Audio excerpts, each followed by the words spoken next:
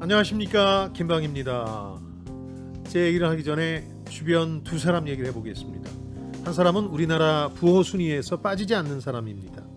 한때 다니던 회사가 잘못된 후에 이것저것 시도했지만 잘 풀리질 않자 비극적 선택을 고려하기도 했습니다. 근데 마지막으로 하는 심정으로 했던 것들이 너무 재미있었다고 합니다. 다시는 기회가 없겠지 하면서 마신 포도 주스가 그렇게 맛있을 수 없었습니다. 그러자 생각이 바뀌었습니다. 삶이라는 게 디저트 같아서 몇 조각 더 맛봐도 좋을 것 같았습니다. 그 후에는 승승장구했습니다. 자신의 재산과 관련해서 1조 원이 될 때까지는 기쁘게 헤아렸지만 그 후에는 의미가 없다 싶어서 계산을 포기했다고 합니다. 지금은 하던 일에서 은퇴하고 어떤 다른 일을 하면 더 삶의 의미가 있을까 궁리 중입니다. 아마 눈치 빠른 분들은 이게 누구 얘기인지 짐작하실 수도 있겠습니다만은 사석에서 들은 얘기라 공적으로 이 사람을 공개할 수는 없습니다. 다른 이는 대학 교수로 돈에 대해서도 연구하는 게 본업입니다. 이 사람은 삼성전자에서 일하다가 유학을 떠나기 위해서 자신이 가지고 있던 회사 주식을 팔았던 걸 내내 후회합니다. 차라리 그 주식을 그냥 보유하고 있었더라면 지금보다 더 부유했을 거라는 거죠. 돈은 절박한 사람에게 불행의 진앙이지만 그렇다고 많이 혹은 적당히 번 사람에게도 행복의 근원이 되주진 못합니다. 각자 돈과 관련해서 나름의 번민을 하고 환경에 맞는 자신만의 원칙을 세워야 비로소 돈이 자신을 지배하지 않도록 할 수 있습니다. 자, 오늘 읽을 책이 바로 이런 돈에 대한 해안을 제시해주는 책입니다. 지식과 지혜를 얻는 가장 경제적인 방법, 성공예감 별책 프로 지금 시작하겠습니다.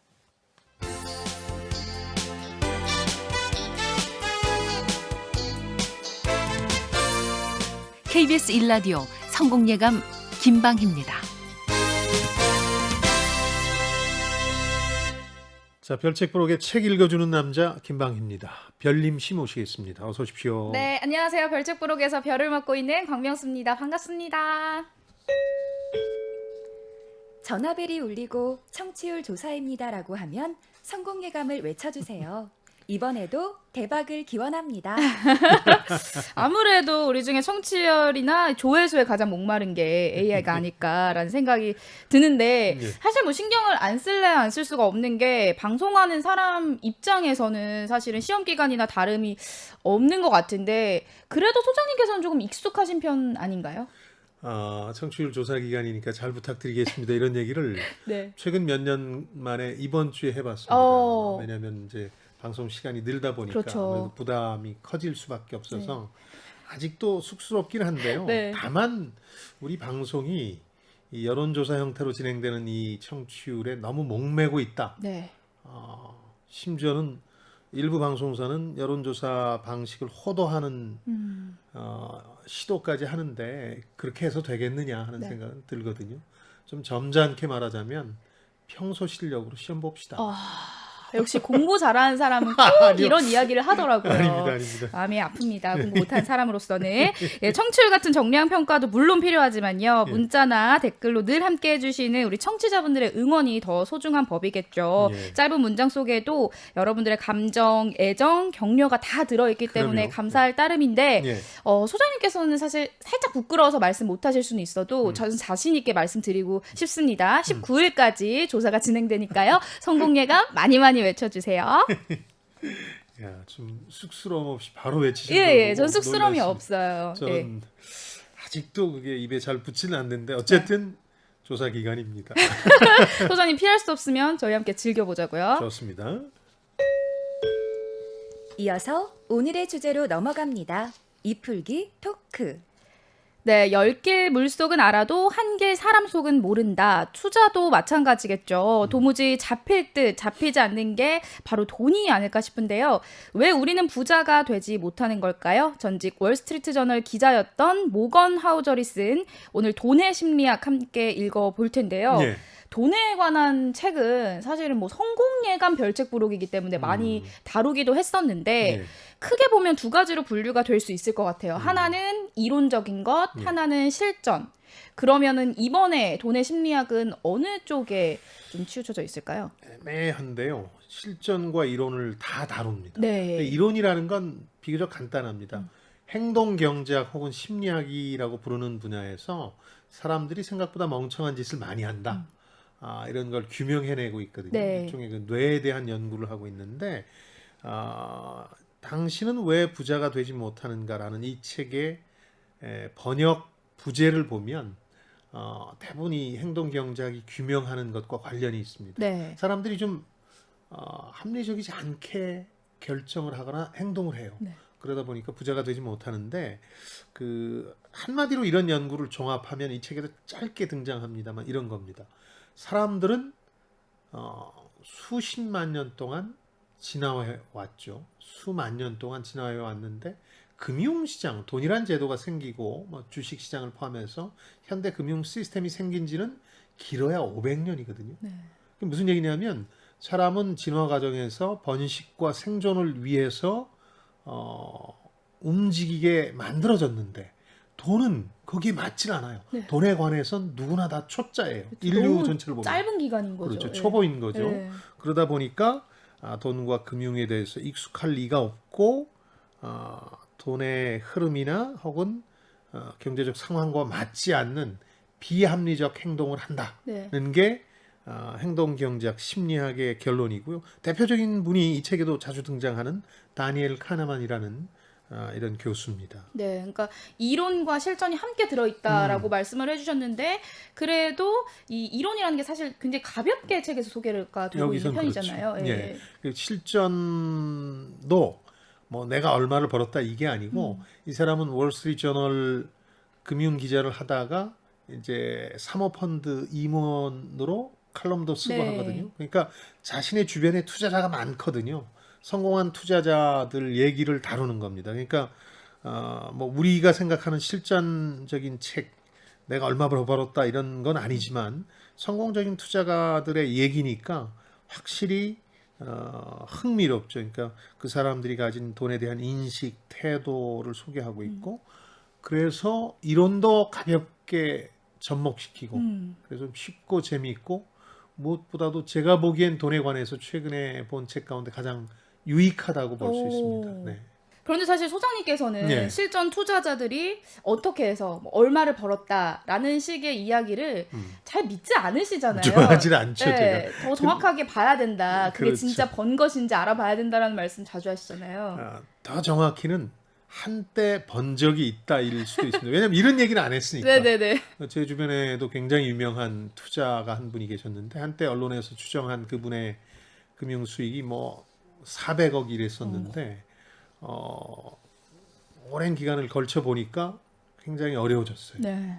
그러니까 400억을 벌었다고 주장할 수는 있지만 더 정확히 얘기하면 번 적이 있다겠죠.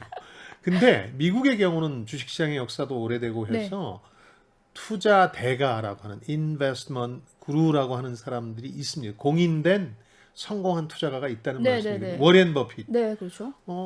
한 70년간 거의 매년 20%가 넘는 수익률을 기록한 걸로 그거는 펀드 내용을 공개하니까 네. 다 알려져 있는 거죠. 뭐 이런 분들이라든가 그 사람의 동업자이자 파트너인 찰리 먼거라는 사람도 있는데 이 사람 뭐 이런 사람들이 있고 또 가치 투자의 대가라고 하는 벤자민 그레이엄 지금은 죽었습니다만은 이런 사람들이 있거든요. 근데 이런 사람들이 뭐 내가 얼마 벌었다고 자랑하지는 않거든요. 네네. 그러나 증시 혹은 금융시장에서 공인된 투자 대가들인데 이런 사람들 사례나 말은 많이 인용하거든요. 네. 자기가 주변에서 그분들 얘기를 들었으니까 그래서 더 신뢰가 가는 거죠. 이론과 실전의 중간 정도에 해당하는 책이고요. 뭐 대박 치는 법 이런 걸 가르치는 게 아니라 돈에 대한 어떤 돈이 당신의 삶을 지배하지 않도록 만드는 원칙을 세우는 방법에 관한 책이라고 보시면 되겠습니다. 사실 대박 치는 법이 좀 궁금하기는 한데요. 그건 공식이 없기 때문이죠. 예. 근데 지금 말씀해주셨던 이렇게 성공적인 투자가들을 볼 때 소장님께서는 그러면 어떤 부분을 더 집중을 해서 보시는 건가요? 그러니까 그 어떤 투자 대가들이 과연 어떤 생각을 했고 어떤 행동을 보였는지가 중요하고요. 거기다가 살짝 그 돈에 대한 이론들도 접목시키면 이 책처럼 자신만의 어떤 돈에 대한 원칙을 세울 수 있다는 거거든요. 저도 제 원칙을 이제 좀 이따 공개를 하겠습니다. 네. 그러니까 이걸 즐기다 보면 우연찮게 대박이라는 게 오는 거지. 지금 말씀해 주신 것처럼 대박 치는 법을 공부해서 대박을 맞겠다 싶으면 그건 사람의 힘으로 어쩔 수 없는 영역이거든요. 네. 거꾸로 파산할 수도 있는 거예요. 대박의 정반대인 쪽박을 칠 수도 있는 거니까 그런 입장에서 이 책은 썼기 때문에 제가 유익하다고 젊은 분들한테 권하고 싶은 책이고 2020년 출간된 책이고 원제는 돈의 심리학은 그대로인데 부제가 좀 다릅니다. 부, 탐욕 그리고 행복에 대한 영원한 교훈. 이게 시대를 초월해서 적용할 만한 교훈이 있다는 거죠.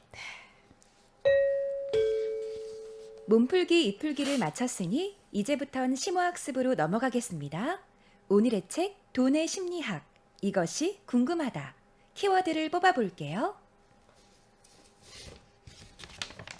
첫 번째 키워드, 소프트 스킬. 돈의 심리학의 핵심은 하드 스킬이 아니라는 거죠. 네. 예를 들어서 뭐 주먹을 이렇게 주면 돈을 번다든가 이런 건 없다는 거예요. 이렇게 물리학 공식은 없는 거예요. 네. 소프트 스킬이 중요한데 돈의 심리학의 핵심은 소프트 스킬인데 수학이나 물리학 같은 공식 없이 어떤 자신만의 원칙을 세우는 소프트 스킬에 가까운 거다. 마음가짐이라든가 태도 이런 것들. 그러면서 하는 얘기가 이 금융을 공식이라고 생각하는 사람들이 오히려 금융시장을 붕괴시켜 왔다 하는 얘기도 하거든요. 1987년 미국 블랙 먼데이라고 불리는 주식시장 대붕괴도 나중에 봤더니 컴퓨터의 역할이 컸던 걸로 우리가 한번 책에서 읽지 네. 않았습니까? 그러니까 금융공학이라는 분야도 생겼어요. Financial Engineering이라는 분야인데 이걸 수학이나 물리학처럼 보고 모든 걸 계산해서 그렇게 될 거라고 믿는 분들도 있는데 대부분 예기치 않은 일들이 벌어져서 그런 분들이 실패하거나 파산했거든요. 네. 그러면서 이 사람이 보기에는 금융계에 오래 있어 봤더니 금융이 가진 이런 근본적인 오해를 해소하지 않으면 안 되겠더라. 소프트 스킬이라는 뭐 공식이 있는 것처럼 하다 망한 많은 사람들 봤거든요. 그 중에는 천재거나 노벨 경제학상 수상자들도 있었어요. 네. 98년에 LTCM이라는 회사가 그런 경우였는데, 그러니까 금융이라는 혹은 뭐 어떤 공식이라는 렌즈로 볼 게 아니고 심리학과 역사라는 렌즈로 봐야 된다. 그러니까 과거에 어땠는지 보는 거하고 제가 늘 말씀드리는 네네. 거잖아요. 과거가 반복됩니다. 혹은 더 정확히는 볼테르가 한 얘기입니다만은 역사가 반복되는 게 아니라 사람이 똑같은 잘못을 반복하는 거죠. 네. 예. 그러다 보니까 역사적인 관점에서 보는 게 더 낫다. 뭐 똑똑하면 돈을 많이 벌 것 같지만 이건 별 상관이 없고 중요한 건 당신의 행동인데 행동은 아주 똑똑한 사람도 고치기 힘들거든요. 뭐 예를 들어서 무조건 많이 가지려고 하는 원칙이나 행동을 가진 사람이 있다면 재산이 1조 원이 된다고 뭐 만족하겠습니까? 그렇죠. 더 바라겠죠. 그러니까요. 제가 아까 말씀드린 그 인물은 돈을 정말 많이 벌고서야 돈 벌기 전부터 돈에 대한 어떤 관점, 여기서 얘기하는 돈의 심리학을 갖고 있어야 된다는 걸 뒤늦게 깨달았다고 하는데요. 그런 거죠. 이분도 오랫동안 금융계를 보면서 사람들, 투자자들을 지켜보면서 이건 소프트 스킬이지 공식이 아니다. 네. 공식이라고 믿는 사람은 언젠간 파멸하는 거죠. 예. 그러니까 단순하게 말하면 소장님보다 배움이 짧은 제가 돈을 더 잘 벌 수도 있다. 당연히 그렇죠. 네, 예. 그런 이야기인 거잖아요. 예. 앞서도 오프닝에서 소장님께서 2명의 사례를 들어주셨는데 이 음. 책의 서두에도 두 사람의 이야기가 나오잖아요. 맞아요. 예. 백완공으로 죽을 때 800만 달러의 재산을 영예롭게 남긴 사람이 있었고 음. 젊어서는 굉장히 성공했지만 금융위기 때 파산을 한 사람, 이렇게 두 사람의 이야기를 해주고 있습니다. 네. 사실 두 사람이 뭐 학력, 경력 이런 것만 놓고 봤을 때는 사실은 우리가 상상하는 그런 결과는 아닌 거잖아요. 그러니까요.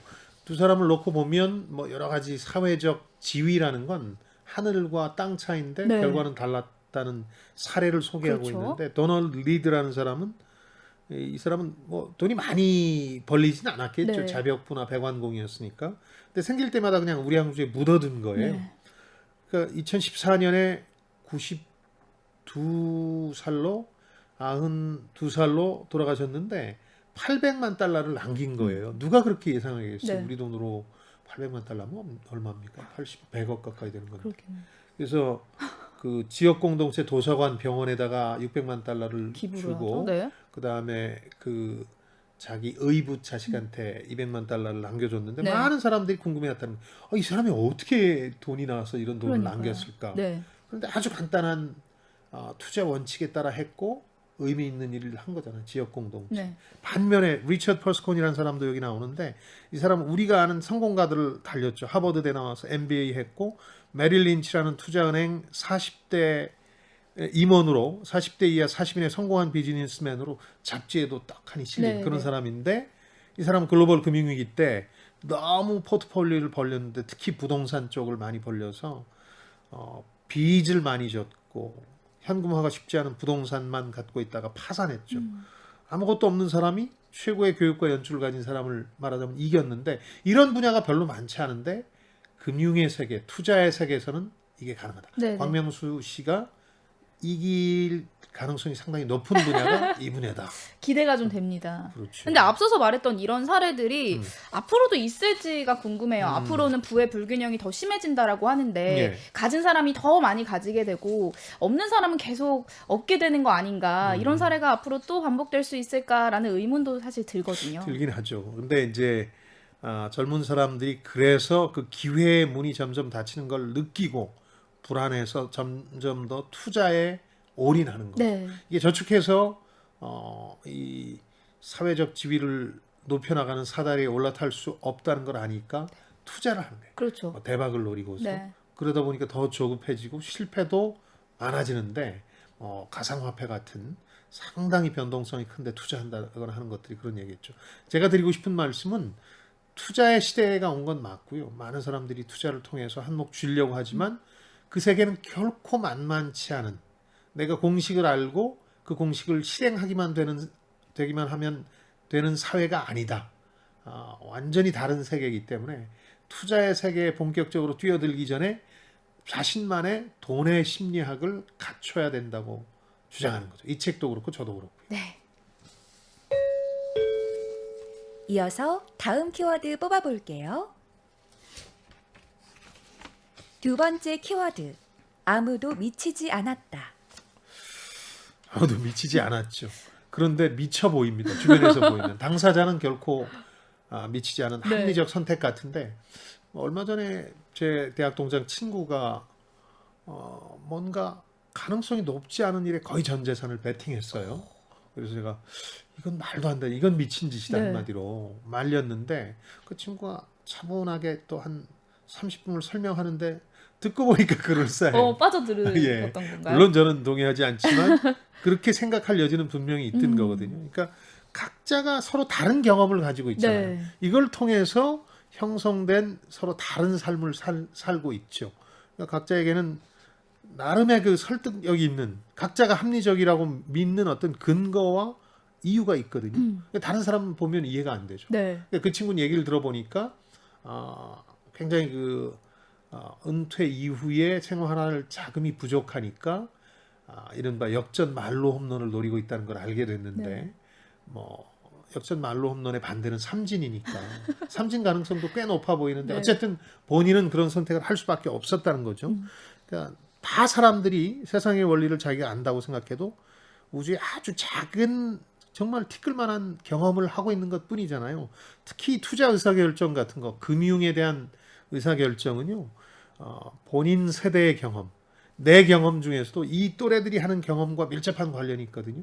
그리고 성인이 돼서 초반에 한 경험들이 많이 작용한다고. 네. 그러니까 제 또래들은 외환위기 경험이 충격이 컸어요. 그렇죠. 그러니까 외환위기를 경험하고 난 사람들은 부동산도 떨어질 수 있다고 생각하고 네. 금리도 막 20%로 올라갈 수 있다고 믿어요. 실제 그런 경험을 했으니까. 네. 금값은 폭락하고 뭐 그런 등등의 경험이라는 게 결정하기 때문에 세상을 다 알고 하는 게 아니라 사실은 대부분 미친 짓에 가까운 결정들을 내리고 있는 거죠. 네.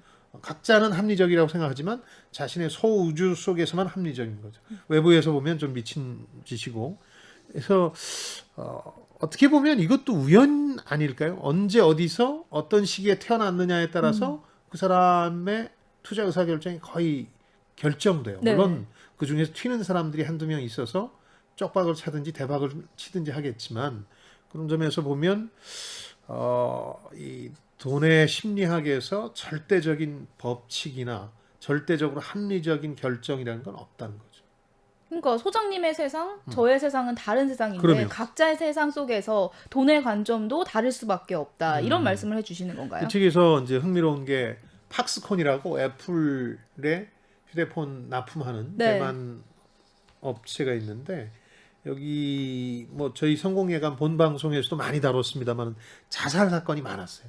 워낙 그 경무가 심해서 막 그 몇 년 동안 13명 가까이 자살하는 비극적 선택을 하는 예들이 있어서 국제적인 어떤 그 논란거리가 됐거든요. 미국 언론에서 엄청나게 비판을 했죠. 네. 근데 독자 투고란에 중국의 박스콘 공장 노동자를 지인으로 둔 사람이 쓴 의견이 있었는데 그게 흥미로웠다는 거죠. 미국인의 관점에서는 지금 근로 환경이라든가 임금 문제를 두고 박스콘이라는 회사를 비난하지만 중국인의 관점에서는 전혀 다르다. 네. 엄청난 기회였고 그 일자리가 임금도 한 사람을 중산층으로 만들어준 계기였다. 그러면서 자기 누이를 얘기해요. 자기 누이가 그 공장에서 일해서 그야말로 중산층 가정을 읽었다. 근데 그 사람의 전직이 뭔지 아느냐? 매춘부였다. 네. 그러니까 한 사람을 그렇게 탈바꿈시킬 만큼의 위대한 기회였는데 당신들 기준으로만 욕을 한다. 그러면서 이제 돈의 관점이라는 게 사람마다 다를 수 있다. 이런 얘기를 하거든요. 그러니까 개인적인 경험뿐만 아니죠. 돈의 심리학에 영향을 미치는 게 각자의 어떤 세계관, 자존심, 자부심, 또 마케팅도 있습니다. 뭐 증권회사나 보험회사가 마케팅을 세게 하면 거기 휘말려서 네. 내가 원치 않지만 투자 결정을 하잖아요. 이런 여러 가지 이유에서 나한테 옳게 느껴지지만 남들이 보기에 터무니없는 짓을 하게 되는 거고 우리가 투자에 서투를 수밖에 없는 근본적인 배경이 되는 것이다. 그런 얘기를 하면서 이 얘기도 합니다. 이건 이제 행동경제학에서도 많이 하는 얘기니까 개가 늑대에서 사람이 사육하는 동물로 바뀐 지가 10,000년 정도 됐어요. 근데 개 키워보신 분은 알겠지만 가끔 산책을 나갈 때 보면 터무니없는 공격성을 보일 때가 있어요. 있죠. 같은 개라든가 네. 뭐 어린아이라든가 이러면 그게 아직도 늑대의 야생성이 남아있는 거거든요. 그렇다면 생각해봐라. 인류가 진화해오는 동안에 몇만 년이 흘렀지만 그 번식과 생존 위주의 가능하면 아이를 낳고 또 살아남기 위해서 노력했는데 그게 DNA에 있는데 정말 현대 금융 시스템이 지금처럼 모든 게 초단위, 초 이하의 단위에서 키보드 하나, 손가락 한 번에 클릭으로 결정되는 게 20년에서 50년밖에 되지 않지 네. 않았느냐. 어떻게 거기 적응할 것이냐. 우리 모두는 금융에 관해서 여전히 초보일 뿐이다. 아무리 시간이 흘러도. 네네. 그래서 허튼 짓을 할 수밖에 없다고 하는 거죠. 그러나 미친 건 아니라. 네. 진짜 미친 건 아니죠. 그럼에도 돈을 벌려면은 행동에 어떤 변화가 필요한 거잖아요. 그러면. 근데 IMF를 겪었던 세대는 사실 그 세상이 본인의 세상인 건데 그 경험을 바꿀 수도 없고요. 행동을 바꾸기란 더 쉽지 않아 보이거든요. 쉽지 않아요. 네. 네. 그 저희 때는 그래서 투자를 생각을 많이 안 했죠. 네. 투자를 했다가 그야말로 반토막이 나는 경험들을 했기 때문에 저축이 최고였어요. 네. 또 금리도 그 당시엔 2자리 숫자까지 갔으니까. 지금은 상상도 할 수 없는데 네. 저축을 아무도 하지 않잖아요. 네. 그러니까 네. 그 행동 변화가 쉽진 않아요. 네. 저희 세대도 퇴직하면서 본격적인 투자를 한 분이 거의 없어요. 저축에 의존했는데 쉽진 않은데 그래서 더 노력해야 되는 거죠. 네. 이 저축이 최고다, 투자가 최고다 이렇게 공식을 세울 게 아니라 돈의 심리학, 돈에 대한 어떤 자신만의 원칙을 세우면 유연하게 대응할 수 있다는 거거든요. 유연성과 독립이야말로 사실 돈의 심리학의 핵심인데 네. 그런 점에서 보면 이렇게 개인적 경험이 투자 의사결정을 거의 좌지우지하기 때문에 개인들은 더 합리적이 되기 위해서 중심을 잘 잡아야 돼요. 네. 돈에 관한 심리학 원칙을 세워야 되는 거죠. 제 주변에서도 보면 이제 뭐 투자하는 친구들도 굉장히 많고요. 예. 거의 다 한다라고 봐도 과언이 아닐 그 정도인데. 세대는 그렇죠. 예. 네. 근데 투자를 해서 돈을 벌었다라는 친구들을 보면 저거 운 좋아가지고 땄네 이런 식으로 생각할 때가 분명히 있거든요. 그러면, 네. 그렇다면은 행운의 영역이라는 게 네. 돈을 벌고 투자를 하는 데 있어서 어느 정도 영역까지 좀 영향을 미칠까요? 그 친구분한테 여쭤보세요.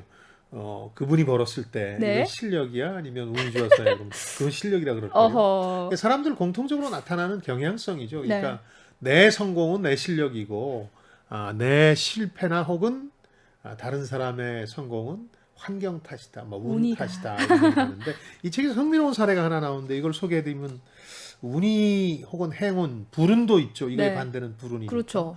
우연히 작용하는 확률이 꽤 높다는 걸 알 수 있습니다. 몇 퍼센트라고 말할 수는 없죠. 그러나 꽤 적용한다고 볼 수 있는데 빌 게이츠 사례를 들어요. 네. 시애틀에 있는 그 명문 레이크사이드 중고교에 다니는데 이 학교는 운 좋게도 컴퓨터 담당 교사가 깨인 사람이었어요. 그래서 메인 프레임을 예산을 어렵사리 꾸려와가지고 사두고 방과 후 프로그램으로 누구든 희망자는 컴퓨터를 쓸 수 있게 했어요. 이게 네. 1960년대 말이니까 얼마나 대단한 거였습니까? 그러니까요.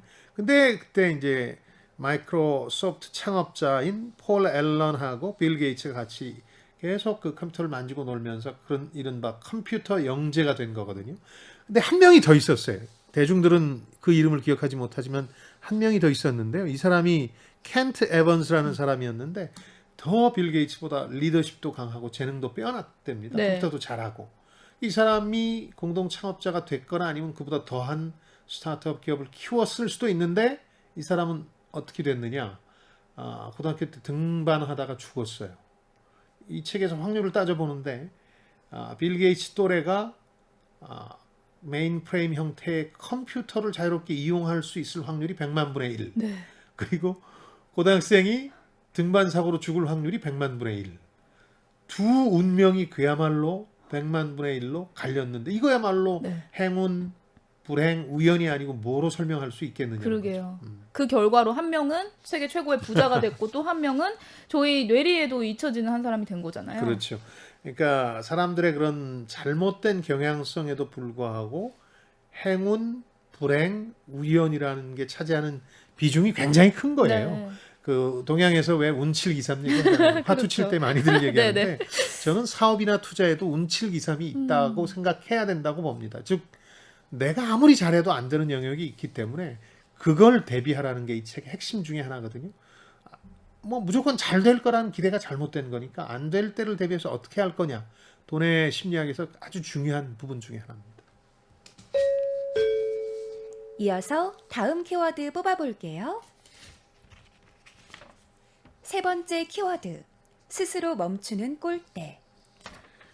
아까 행운, 불행 뭐 이런 얘기처럼 리스크와 행운은 도플갱어다. 이 말이 재밌었어요. 동전의 앞뒷면처럼 나타나거든요. 저한테 운이 따랐다면 이렇게 생각해야 됩니다. 운이 나쁜 시절이 오겠구나. 그런 날도 오겠구나. 네. 운만 거듭들이라는 건 착각이잖아요. 그러니까 그런 걸 감안한다면 반드시 그 불운의 요소까지 감안한 금융 결정이나 투자 의사 결정이 이루어져야 되는 거죠. 이 부분도 아주 흥미로웠어요. 자녀들을 위한 금융생활의 조언을, 금융생활에 대한 조언을 책 맨 마지막에 남겼는데 이 얘기를 써놨더군요. 모든 성공이 노력 덕분도 아니고 운이 따라줬을 수 있잖아요. 네. 또 모든 실패가 게으름 때문도 아니다. 이건 불운이 따를 수 있는 거니까. 그래서 자신뿐만 아니라 남을 판단할 때도 이 점을 명심하라고 자녀들에게 조언하고 있는데 네. 아주 공감했습니다. 저는 그 스스로 멈추는 꼴대라는 얘기는 글로벌 금융위기 직전에 그 월스트리트를 강타했던 큰 두 가지 스캔들이 있는데 이걸 보면서 이 사람이 느꼈던 것 같아요. 하나가 라자트 굽타라고 인도계 헤지펀드 매니저입니다. 아주 유명한 사람이었는데 언론도 많이 탔던 이 사람은 자기 그냥 재산이 한 1억 달러, 1000억 이상인 사람이었는데 그걸로 만족을 못해요. 그래서 불법을 저지르게 되는데 내부자 거래를 하다 걸려가지고 감옥을 갑니다. 그걸로 유명해졌고 또 하나는 이 시간에도 몇 번 소개해드린 버나드 메이도프라고 나스닥 의장을 했던 분인데 헤지펀드를 본인이 운영했는데 알고 봤더니 수십 년간 펀지 게임을 한 거예요. 그래서 실제 투자해서 돈 번 게 아니라 계속 외부에서 돈을 끌어들여서 앞 사람의 투자 수익금을 주는 방식으로 규모를 불려오다가 외환위기, 글로벌 금융위기죠. 터지면서 이 거짓말이 들통이 나서 사기극이 들통이 나서 감옥에 갔다 이제 죽은 사람인데 이 두 가지 예를 통해서 이런 생각을 떠올려 보자는 거죠. 그 굽타뿐만 아니라 이 메이도프도 엄청난 자산가였어요. 먹고 사는데 지장은 고사하고 뭐 아이들 물려주고도 몇 대를 먹여 살릴 만큼 재산이 많았는데 왜 이 사기극을 지속했을까? 그래서 멈추지 않는 꼴대가 되는 경향이 있다는 거예요. 돈을 벌자가 목표가 되면 수단이 아니라 목표가 되면 꼴대를 향해서 드리블을 해갑니다. 공을 차 나가는데 닿았다 싶은 순간 꼴대가 또 멀리 가 있어요. 멈추지 않는 꼴대가 돼버리는 거예요. 그러니까 1,000억을 벌었으면 1조 원을 벌고 싶고 네. 거기서 이제 놔야 되는데 제가 말씀드렸던 아까 그분은 1조 원 이후는 자기 재산에 대한 기사가 나와도 보지 않았다는 거예요.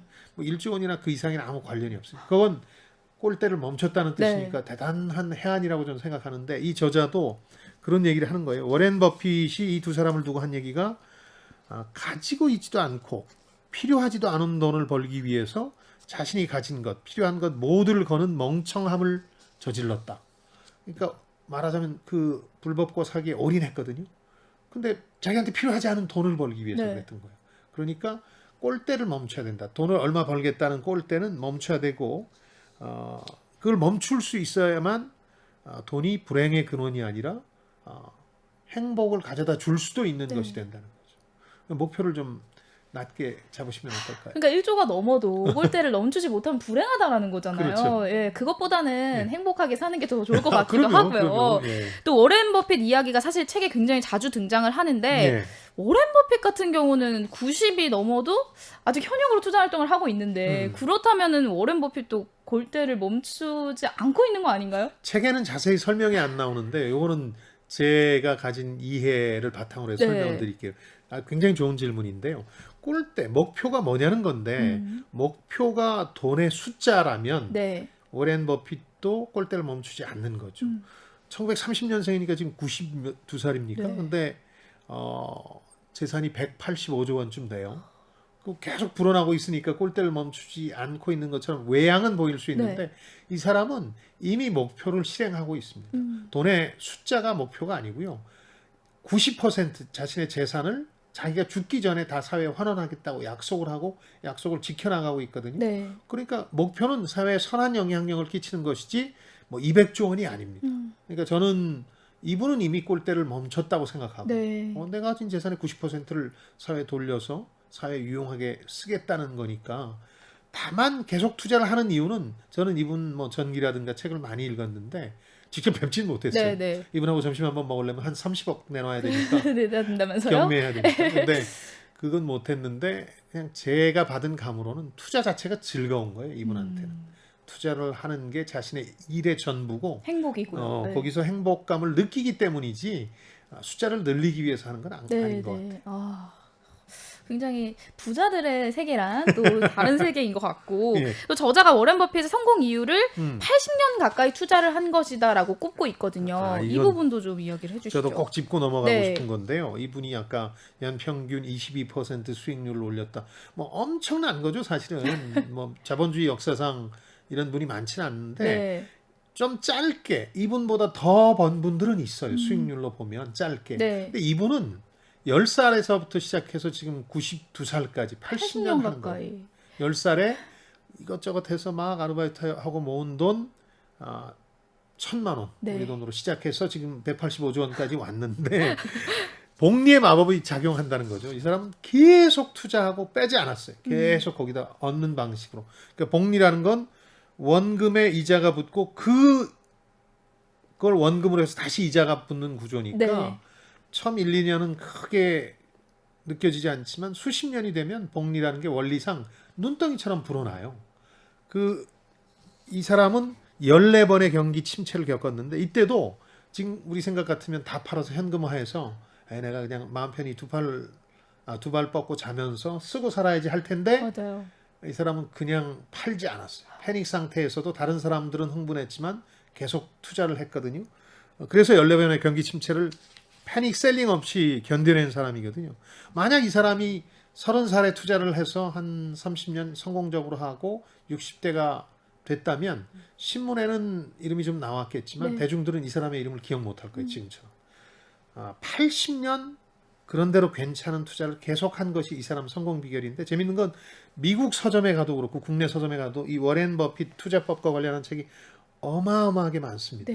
미국에는 2,000권 정도가 있다 그래요. 우리나라도 한 많죠. 100권 정도 될 겁니다. 근데 그 책 어디도 이 사람의 진짜 투자 성공 비결이 안 담겼는데 그 투자 성공 비결을 책으로 만들고 책 제목을 다시 정한다면 이거라는 거죠. 전 이거 공감하는데요.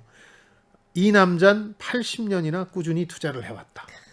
80년의 시간이 이겨낸 거거든요. 네. 그 185조 원 가운데 180조 원 정도가 이 사람이 그 나이가 많이 들어서 벌어들인 돈이에요. 그 전에는 눈덩이였어도 굴러가는 속도가 더디니까 커지지 않았다가 이게 점점 속도가 붙으면서 엄청나게 커진 거라는 네. 뜻이죠. 복리의 원리는 많은 투자 개요서들이 추천하고 있지만 실제 실천하기는 굉장히 어렵습니다.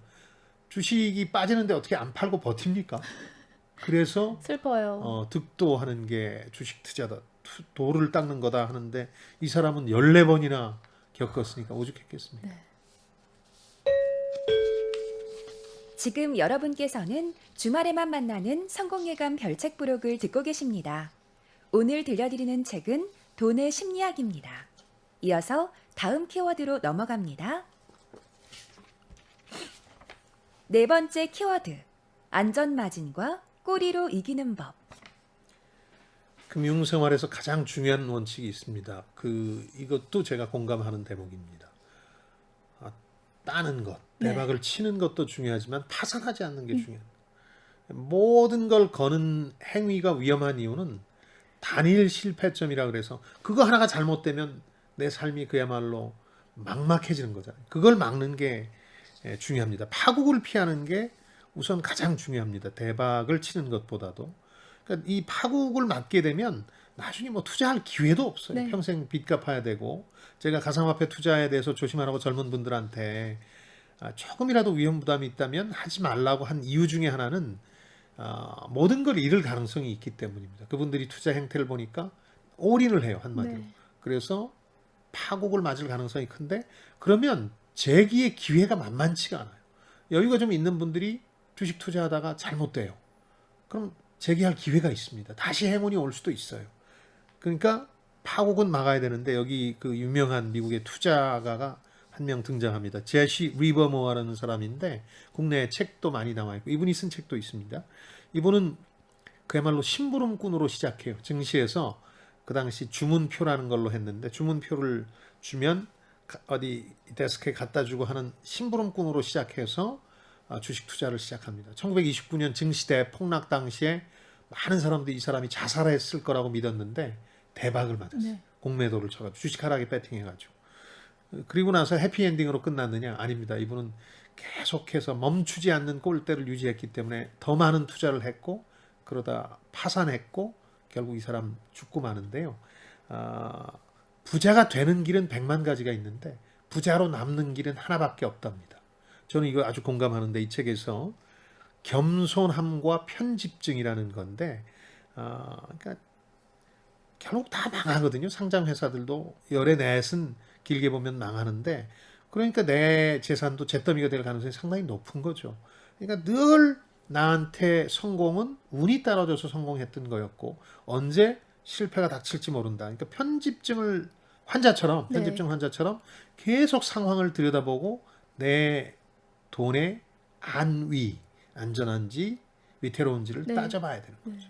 돈이랑 그런 것 같아요. 막 벌 때만큼이나 빨리 사라지거든요. 요즘 주식 투자를 하면서 제가 절실하게 느끼고 있습니다. 갑자기 그렇죠. 어떻게 이렇게 빠르게 사라질 수가 있을까 이런 생각이 드는데 예. 그러면 또 운칠기삼을 소환을 해야 될까요? 어떻게 번 돈의 일부가 행운이라고 여겨야 될까요? 행운이라고 여기는 게 좋다는 거죠. 네. 실제는 모르죠. 과학적으로 따져보면 운칠기삼이 아닐 수도 있는데 네. 운칠기삼이라고 생각하면 어떤 생각을 하게 되냐면 겸손해지는 거죠.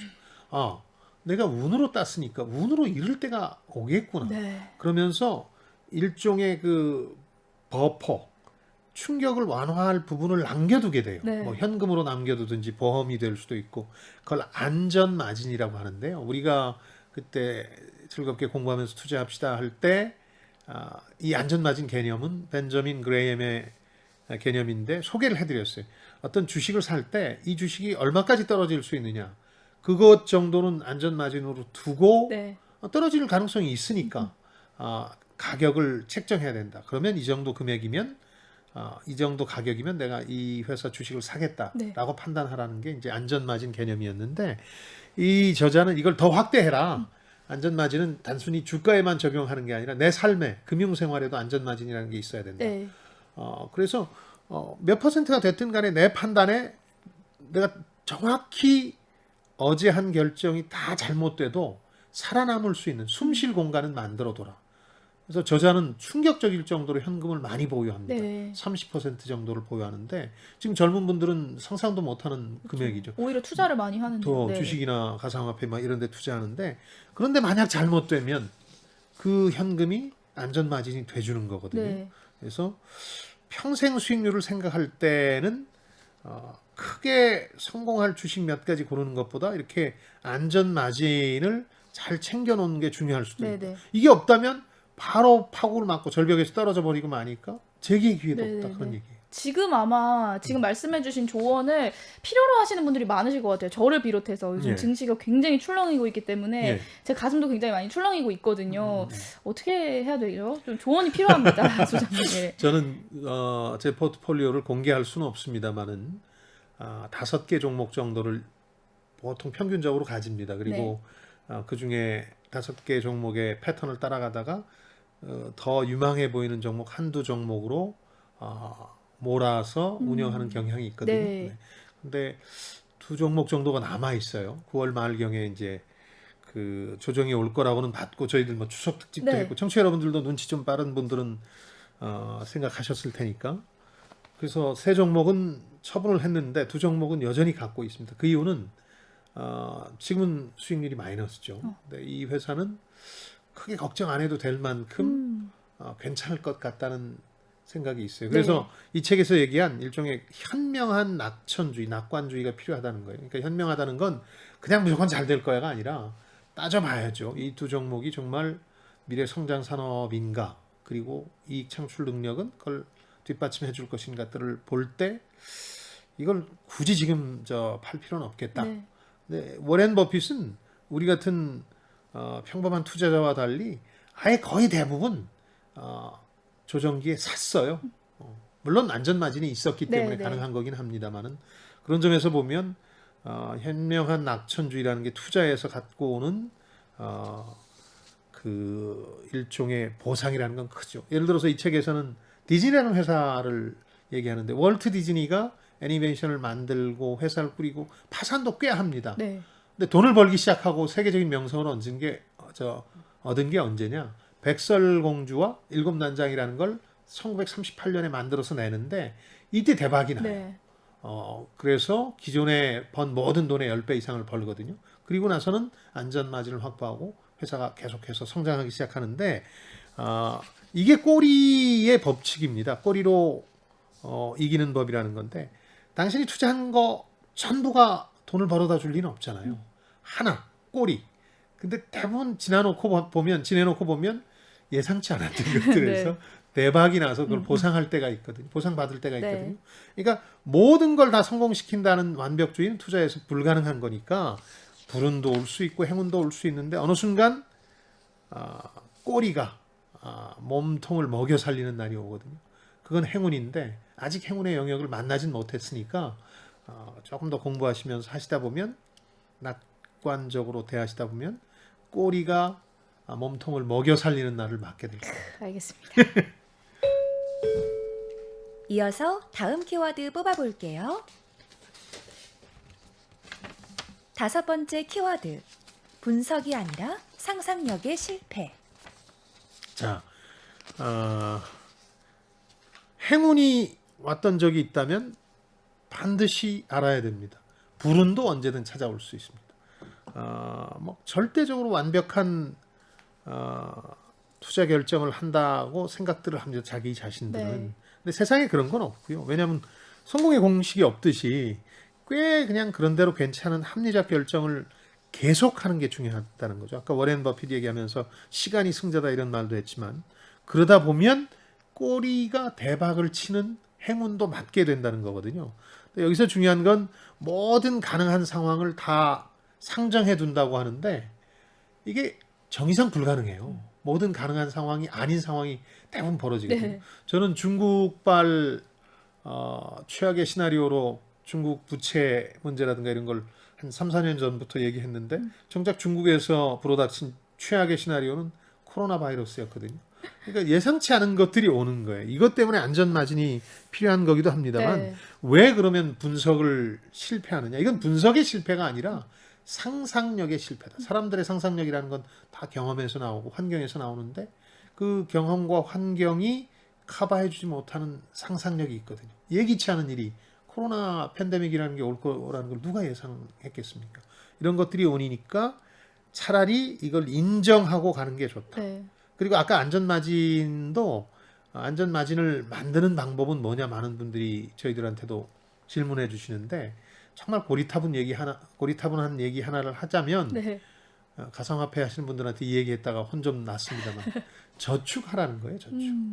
죽을 때까지 저축하라 뭐 이런 것도 아니고 뭐 저축만 하라는 것도 아닙니다. 네. 저축도 해야 된다는 겁니다. 이 저자도 저축을 열심히 하는데 맞벌이 맞아요. 부부인데 이 저축이라는 게 어떤 가져다 주는 유연성과 독립성이 있는데 결국 우리가 돈 버는 이유가 유연성과 독립성 때문이거든요. 어느 날 갑자기 실직하게 돼요. 저도 그런 경험이 한 번 있는데 외환위기 때. 그러면 저축이 없었다면 독립적이 될 수도 없고 그야말로 갖고 있던 주식도 다 팔아야 되는 거거든요.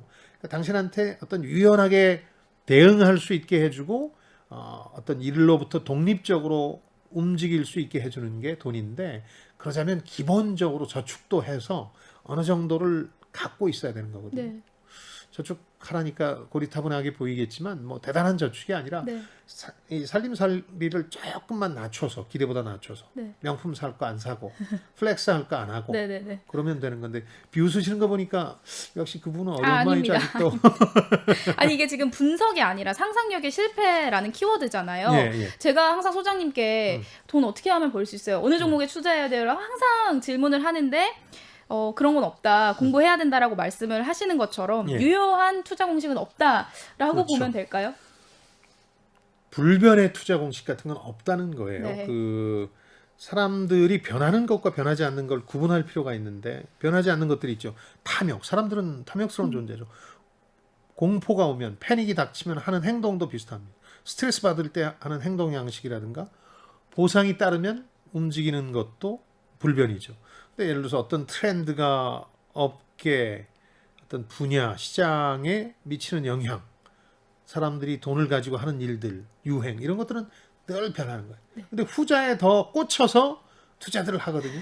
그러니까 안전마진을 가지고 투자 공식에 의존하지 않아야 된다는 겁니다. 저는 카드 카운팅이라는 걸 조금 이렇게 연구해 본 적이 있는데 물론 장난으로도 저는 이제 이런 카드 게임 같은 걸 안 하는데 이제는 네. 젊어서 해본 적이 있었죠. 그때 보면 쭉 이렇게 카드가 나오면 지금까지 어떤 카드가 나왔기 때문에 어떤 카드가 나올 확률이 생겨요. 네. 그러니까 확률의 변화를 계속 따라가 보는 거거든요. 그 확률에 따라 배팅하는 건데 이 정도는 할 수 있는 거죠.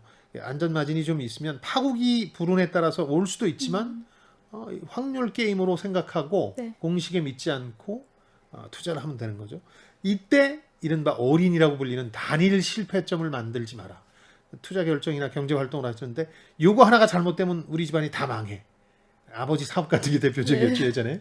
이게 단일 실패점이라는 겁니다. 이건 잘못되면 너무 많은 분들이 고통받으니까 그런 걸 가능한 만들지 말아야 된다는 거죠. 이어서 다음 키워드 뽑아볼게요. 마지막 키워드. 낙관주의 대 비관주의, 허구 대 통계. 이거는 미국 증시나 투자 환경과 더 밀접한 관련이 있다는 전제는 말씀드리고 네. 할게요. 미국은 1980년대 이후 무려 40년 가까이 지금 지속적인 우상향을 하고 있고요. 더 길게 봐서 미국 증시 100년 역사를 보더라도 17,000%가 뛰었거든요.